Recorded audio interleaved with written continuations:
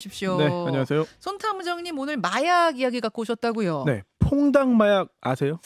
퐁당 마약. 뭐 어제 네. 오늘 들어보긴 했지만 사실은 처음 네. 들어봐요. 네, 이게 마약의 어떤 이름이라기보다는 이런 어떤 행위를 말하기도 하는데요. 술이나 음료에 마시는 사람 몰래 필로폰 같은 마약이나 또는 졸피뎀 같은 약물을 넣은 것 또는 넣는 걸 말하는 거죠. 아, 퐁당하고 넣는 행위 그 네. 자체를 퐁당 마약이라고 하는 네, 거예요. 은어죠. 경찰, 검찰, 법원, 국가수가 마약 관련 통계를 발표하고 백서도 내고 있습니다. 네. 하지만 아직까지 이 타인에게 몰래 마약을 투약하는 형태의 범죄에 관한 통계를 따로 집계하지는 않고 있는데요.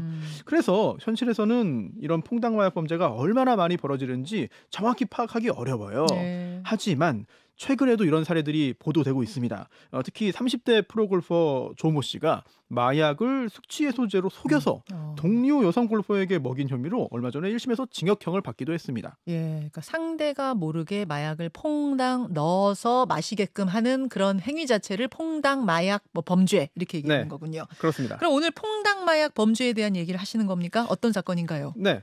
사실 이 퐁당 마약은요, 성범죄나 성매매 같은 강력범죄로 이어지는 경우가 많아서 문제되고 있습니다. 네. 그리고 그뿐만 아니라 자의에 의한 행위가 아니었지만 일단 내가 마약을 먹었구나. 그렇죠. 이런 사실 자체가 약점이 될 수 있거든요. 그렇죠. 따라서 약점으로 잡고 상대방을 협박하고 무언가를 뜯어내는 이런 착취하는 2차, 3차 범죄로 이어지기 때문에 문제가 되는데 최근 놀랍게도 서울 강남 학원가에서 이런 퐁당 마약 범죄가 벌어져서 충격을 주고 있죠. 저도 진짜 놀랐어요. 대치동 학원가, 그 유명한 대치동 학원가에서 마약 음료를 시음 음료다 하면서 돌린 사건 아닙니까? 어제 대통령도 나섰더라고요. 네. 강남 학원가 마약 사건 언급하면서 뿌리 뽑아야 한다 이렇게 지시 내렸죠? 네, 검경 수사 역량을 총동원하라는 지시까지 내렸는데요. 예. 사실 정부는요, 올해 2월에 검찰, 관세청, 식약처 등을 망라하는 범정부 마약범죄 특별수사팀을 출범하고 대대적인 단속과 수사에 나서고 있습니다. 네.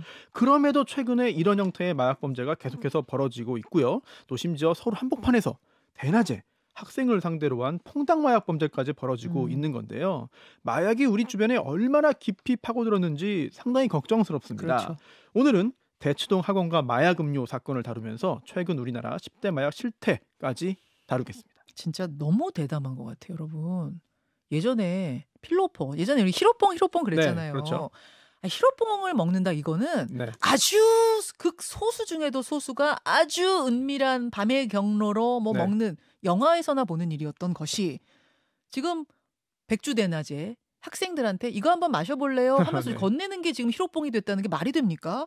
자, 대치동 학원가 마약 음료 사건 그 속으로 들어가 보죠. 네, 이번 주 월요일이었습니다. 예. 4월 3일 오후 서울 강남 대치동 학원가 그리고 지하철 7호선 강남구청역 인근에서 예. 남녀 4명이었어요.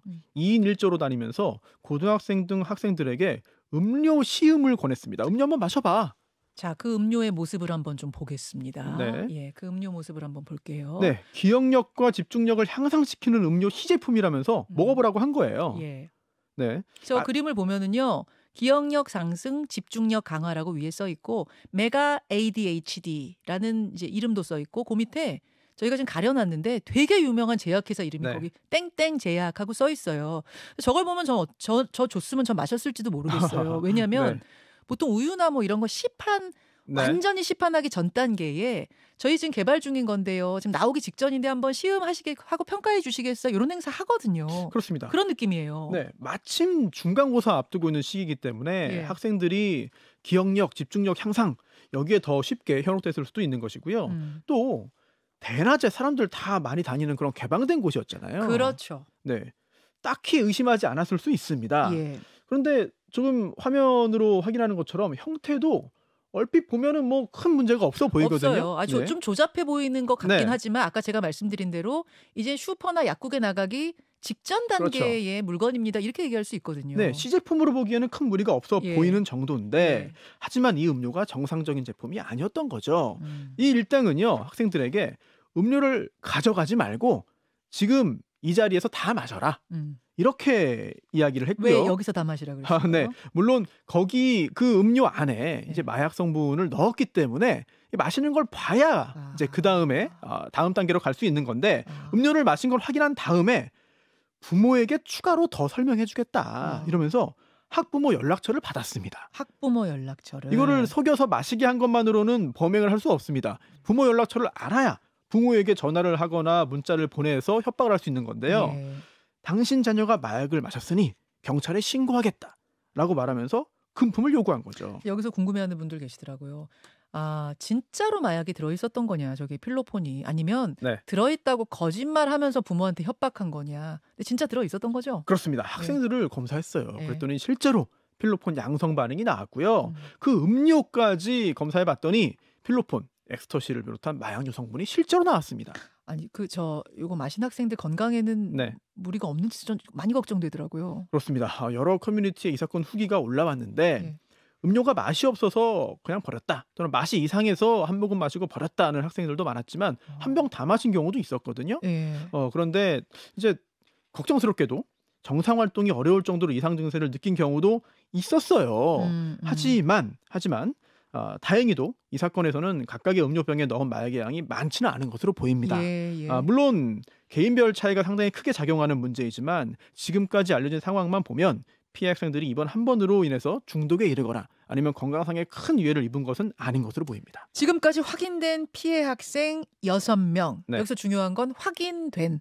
그렇죠? 네, 그렇습니다. 현재까지 공식적으로 확인된 게 6명이고요. 예. 실제로는 더 많을 수 있어요. 그렇죠. 인근 학교, 학원 등에서도 지금 계속해서 조사를 하고 있기 때문에 이 음료를 마신 학생들이 더 늘 수 있겠고요. 예. 그리고 어제 한 언론 보도에 따르면 이 사람들이 학원가 인근의 중학교 교문 앞에서도 이 음료를 나눠주면서 먹게 했다. 지금 그 대치동 학원가 주변에 학교가 많아요. 네. 예, 중학교, 고등학교 많아요. 그러니까 그 학교 앞 교문에서도 나눠주는 걸 목격한 네. 사람이 있다. 그렇다면 마신 학생이 더 있지 않겠느냐라는 생각을 할 수도 있겠죠. 그러네요. 네. 근데 전 제 드는 생각이 마시고도 모르고 넘어간 경우이거나 아니면 네. 마시고 또 협박 전화까지 받았지만 네. 이제 아이들이잖아요. 학생들이잖아요. 그 부모님이 뭔가 좀 나쁜 영향이 있을까 봐 신고 안 하고 쉬쉬한 경우도 있지 않을까. 그렇죠. 예. 몸에 아주 직접적인 이상이 생겼다면 뭐 미룰 수 없었을 겁니다. 신고하고 병원에 찾아갔겠죠. 예, 그런데 지금 중간고사 기간이거든요. 맞아요. 예, 중간 시험 앞두고 시험 준비 한창 할 때입니다. 그런데 병원에 가서 검사를 받고 또 경찰 조사 받으면 이거 시간도 뺏기고 정신적으로 육체적으로 힘들 수 있기 때문에 당장 큰 문제가 없으면 이 음료를 마셨지만 신고하지 않았을 수도 있어요. 그럴 수 있어요. 학생 본인이 이걸 얘기하지 않았을 수도 있지만 이 이야기를 들은 부모가 지금 일단 괜찮으니까 시험 다 보고 조치하자. 이런 결정을 했을 수도 있지 않겠습니까? 게다가 이제 음료 마신 다음에 다 마셨으면 여기 부모님 연락처 적어주세요 할 때 저는 그런 개인 정보는 네. 안 해요 하고 마시고만 그냥 간 친구들도 있을 수 있고요. 그렇습니다. 자, 그나저나 범인은 네. 뭐 누구 붙잡혔습니까? 지금까지 드러난 사람은 2인 1조로 총 4명. 이 4명이 음료를 나눠준 걸로 파악이 됐는데 네. 경찰은 학원가에 있는 CCTV 카메라에 포착된 40대 여성 A의 인상착의와 차량 번호를 토대로 신원 확인에 성공했습니다. 그리고 이틀 전인 5일 새벽에 예? A를 집에서 잡았는데요. 그리고 범행 사실이 보도되고 영상이 공개되니까 이제 전철역 인근에서 음료 나눠준 20대 남성 B가 5일 오전에 자수했습니다. 자수했어요. 그리고 어제 오전에는요. 역시 학원가에서 음료를 나눠준 20대 여성 C가 경찰에 자수했거든요. 네. 4명 중에 3명을 붙잡았어요. 경찰은 마지막 1명인 40대 여성을 현재 추적하고 있습니다. 그러면은 지금 저 사진처럼 뭐 CCTV에 정확하게 잡혔고 또 3명은 잡았고 1명 남았으니까 사건은 곧 종결되겠네요. 그렇게 쉽게 끝나지 않을 것 같습니다. 그래요. 자, 왜냐면은요. 이렇게 체포된 A 또 자수한 B, C 모두 나는 단순 아르바이트생이었을 뿐이다라고 주장을 해요. 아르바이트라는 게 무슨 말입니까? 인터넷에 아르바이트 공고가 올라왔다. 난 그래서 그거 지원해서 그냥 음료 나눠주고 마시게 한 것뿐이다. 난 마약이 있는 줄 전혀 몰랐다? 전혀 몰랐다는 거죠. 아니 그러면은 시킨 사람이 있다는 얘기잖아요. 그렇죠. 누가 시켰는지도 모른대요. 어떻게 몰라요? 네. 아니 본인도 이 음료에 마약을 탔다는 사실 자체도 몰랐고 이 일을 구체적으로 꾸민 사람이 누군지도 모른다는 거죠. 그냥 시음 행사 아르바이트 공고 보고 지원해서 돈 받고 하려고 한 거다. 그러니까 점조직처럼. 네. 그러니까 온라인에 올라온 시음 행사 이 아르바이트 모집 공고를 보고 신청을 했고 신청하자 이 집으로 택배가 왔고 누군지도 모르는 사람으로부터 이 사주를 받아서 한 것이다. 그렇죠. 네, 이 진술이 사실이라면 그냥 이용당했을 뿐이라는 것이고요. 배후에서 이 일을 꾸민 주모자가 누군가 있다는 말이잖아요. 예. 치밀하게 계획한 일이라면 추적이 쉬운 일은 아닙니다. 그래서 지금 경찰은요. 일단 이 범행에 사용된 전화부터 추적하고 있어요. 왜 전화에 주목합니까? 속아서 음료를 마신 학생 부모에게 전화 걸고 문자메시지 보냈잖아요. 예. 경찰이 신고하겠다면서 금품 요구한 거니까. 그건 이 알바들이 한 게 아니에요. 자칭 알바들이 한 게 아니에요. 그건? 그렇습니다. 네, 다 역할이 나뉘어져 있는 것 같아요. 예. 이때 사용된 전화, 물론 대포폰 가능성이 크지만 우선 확인을 해야 되고 경찰이 이 대포폰 명의자를 확인했대요. 그래서 현재 그 부분도 추적을 하고 있는데요. 예. 그리고 또 하나 단서가 있습니다. 예. 바로 통화 목소리입니다. 주범이 직접 전화했다는 보장은 없어요. 예. 아마도 그렇지 않았을 가능성이 큰데 전화 통화 역시 하수인에게 시켰겠죠. 조선족 말투였다고 합니다. 국내에 있는 조선족일 수도 있지만 아예 대부분의 조직 자체가 중국을 비롯한 해외에 있을 가능성도 있거든요. 자, 저는 여기까지 들으면서 아직 뭐 정확히는 누구도 모릅니다만 여기까지 들으면서 보이스피싱하고 굉장히 비슷하다. 해외에 본거지를 두고 점조직처럼 네. 누가 누구한테 시키고 또 그 사람이 누구한테 시키고 서로는 전혀 모르고 네. 그럼 맨 위에 누가 있는지를 모른다는 거잖아요. 점조직의 특징은. 그렇습니다. 그래서 퐁당 마약 범죄 그리고 또 보이스피싱 범죄가 결합된 새로운 형태로 보여요. 예. 그동안 이 퐁당 마약이 굉장히 위험했던 이유는 이 마약을 강제로 속여서 먹인 다음에 성범죄나 뭐 납치나 협박이나 감금 등을 했기 때문에 문제가 된 건데 그렇죠. 혹시 이 범죄는 신종 보이스피싱으로서 애초에 보이스피싱을 하던 사람들이 어떻게 하면 보이스피싱을 더 크게 할 수 있느냐, 효율적으로 효과적으로 할 수 있느냐 이걸 고민하다가 그렇다면 마약을 몰래 속여서 먹인 다음에 이걸 가지고 한번 협박을 해볼까? 이런 형태로 좀 착안을 한 게 아니냐라는 의심도 듭니다. 그런 추리 가능합니다. 얼마든지 가능해 보이는데 전에도 같은 범행이 있었을 수 있겠어요. 네, 학원가나 전철역뿐만 아니라 중학교 앞에서도 같은 범행을 했다면 이전에도 같은 범행을 했을 가능성이 있겠고요. 또 아무리 속아서 마신 거지만 자녀가 마약 음료 마셨다고 하면은 이게 좀 두려워서 이 사실이 공개되면은 괜히 피해받을까봐 당장 몸에 큰 탈이 없으면은 그냥 돈을 주고 꺼냈을 수도 있습니다. 있죠. 가능성 있죠. 네. 경찰은 이번 사건의 심각성을 고려해서요. 서울청 마약범죄수사대로 이 사건을 넘겼고요.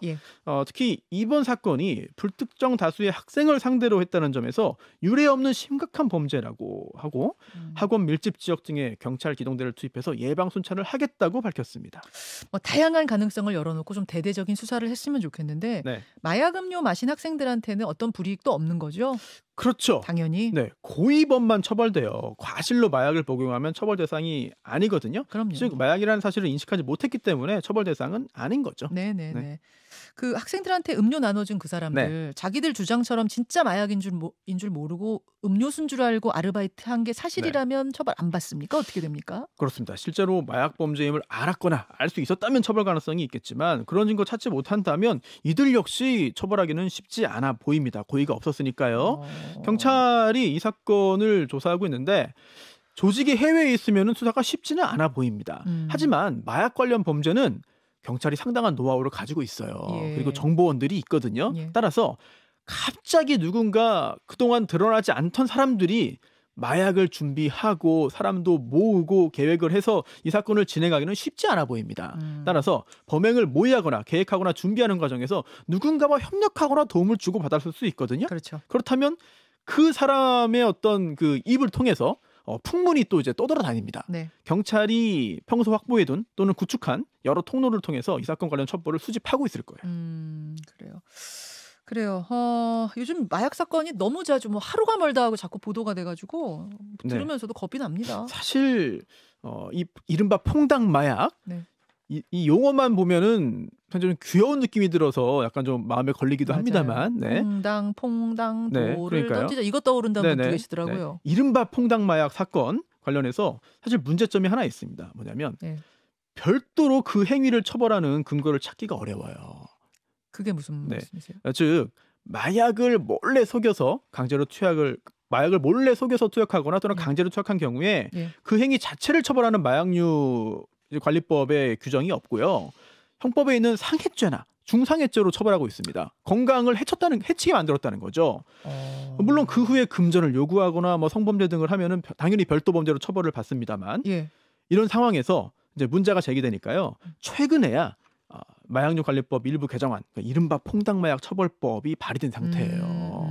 네네. 그런데 이 사건의 경우에는 사실 별도 처벌 규정이 있긴 합니다. 왜냐하면 이 속아서 마약을 먹은 사람이 미성년자잖아요. 그렇죠. 마약류 관리법에 보면은요, 58조 7항에 미성년자에게 마약을 수수, 조제, 투약, 제공한 자는 무기 또는 5년 이상의 징역에 처한다고 하고 있거든요. 따로 두었군요. 네네, 그 처벌 규정이 있습니다만 성인에게 한 경우에는 별도 규정을 만들어야 한다는 논의가 계속되어 있었는데 그러네요. 아직까지 마무리되지 못한 상태죠. 자, 마약 범죄가 얼마나 늘고 있어요? 통계 좀 볼까요? 네, 경찰에 따르면요, 국내 마약 사범의 숫자가 2018년에 8,100여 명에서 작년에는 12,000명을 넘겼다고 합니다. 4년 만에 50% 이상 증가한 거거든요.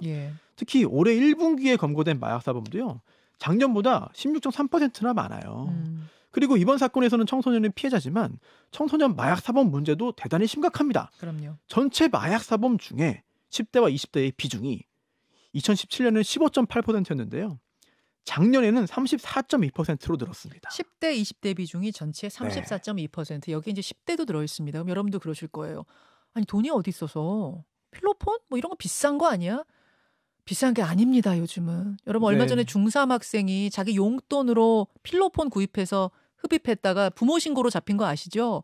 용돈으로도 살 수 있을 정도로 공급이 늘었다는 거잖아요. 그렇습니다. 가격이 내려갔습니다만 아직도 동남아 등에 비해서는 상당히 비싸기 때문에 외국에서 들어오는 공급이 늘고요. 따라서 가격이 더 내려가면서 접근이 쉬워지는 것이고, 또한 펜타닐을 비롯한 청소년들이 접근하기 쉽고, 또한 청소년들이 좋아하는 여러 유명 연예인들이 또 접하는 그런 마약들도 문제를 일으키고 있는 것이죠. 심지어 단순 투약이 아니라 운반이나 판매하다가 적발되는 경우도 늘고 있어요. 이런 변화에 맞춰서 당국의 적극적인 대응이 필요한 상황입니다. 여기까지 탐정선수 수고하셨습니다. 네.